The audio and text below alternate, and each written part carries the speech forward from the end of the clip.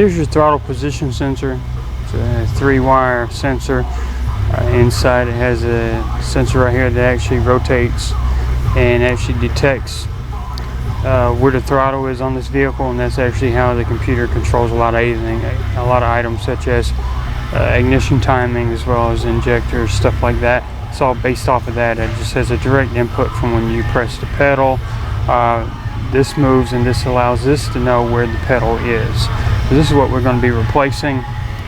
You go to install it, there's a preset you kind of got to do. You go in one position, rotate it, and put it on. So when you're taking the old one off, what we're going to do, once you take the bolts off, we're going to see which way it springs back, one way or the other. And that's going to be its final rest position, which would mean that's the same way we would put it on, for example. And then tighten down the 2 torque screws. Now the torque screws they're T25s. This one came with new ones, so we're going to be using that. Now from time to time, you'll have O-rings, gaskets come with them. Just see how the other one comes off. Usually at least you'll run with the gasket itself, or excuse me, the rubber O-ring instead. That's most time what I'm using instead of a gasket, depending on the style of throttle body you have. Just kind of pay attention to what you got and what's coming off.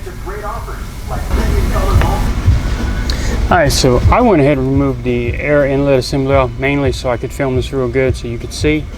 This is your TPS sensor. This is your idle air control motor. This is the one we're going to be working on. Now connectors, this is a single stage connector as far as locks. Just press in on the bottom, pull it off. And here are your 2 T25 torques. We're going to back off. Sometimes you can get it done with a handheld driver like I'm using now. Sometimes they're even Loctited in place for some reason. I don't know why they think these things are going to fall off. But in that case, you may have to use a Torx bit on a ratchet. Go ahead and get that off. And like I said, I'm going to hold it on. I'll use my other hand to back off on the Torx. And what I'm going to do is I'm going to not let go, because I want to see where the rest position is on this. It just makes my job a little bit easier. Okay, we just about get that off. Alright, as I'm holding it and letting it go, it wants to spring backwards. So that lets me know the rest position is this way. So when I go back with my new one, and here we go with the old one, this one actually has an O-ring, and that's the style we're going back with. So what I'll do is I'm going to install it at the same angle that the other one came off, like that. Then I'm going to rotate it down where it needs to be. Now I'm just going to install my torqued bolts. This one came with 2. I'm just using the 2 it came with. You can use the old ones. Shouldn't make any difference whatsoever. And we're just going to go ahead and install both of those. I'll put the other one in a minute, tighten it down, and then all we're going to do is just hook up the connector. And then we're going to rerun everything. Crank it back up, look at the scanner readings, and make sure that the TPS still isn't doing something crazy. If it is, we're going to replace this pigtail here and put another one on. So maybe it's just going to end up being just a TPS, because all we know is when we're moving up in here, that's when we get the fluctuation. So we're definitely going to go from there. Alright, so now the sensor's been installed, and we've actually got it running. As you can see, the time lapse at the bottom is actually moving, and the cursor as well. And we've got a straight line. Perfect. That's exactly, ideally, what we want. We don't want the little peaks and all that we had earlier. Dead across is perfect. Running still. That's how we know for sure that we took care of everything, even after wiggling the connector. Alright, so you had a chance to watch it.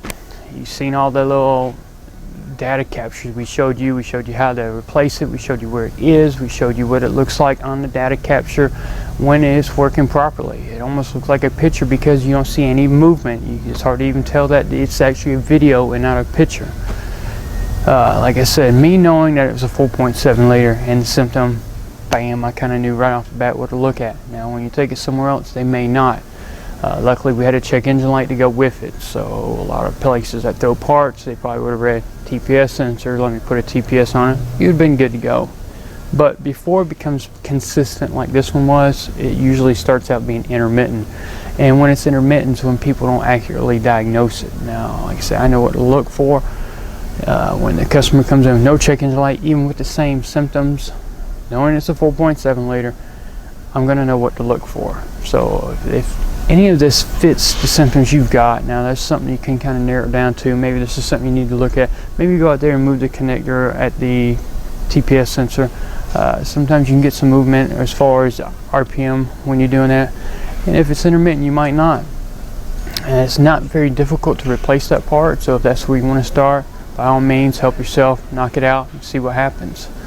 Now in very rare instances it's the connector, but being that it's right there at the sensor, it's kind of hard to isolate either one, so I usually start with the TPS sensor itself, and then if I still got problems I'll put a connector on. Now that's on a 4.7.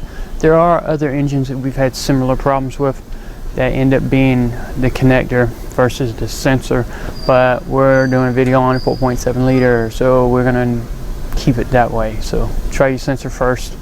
So luckily, like I said, we had a code, so now the customer's going to be back on the road. It's not going to be cutting off on them anymore. It's another simple repair.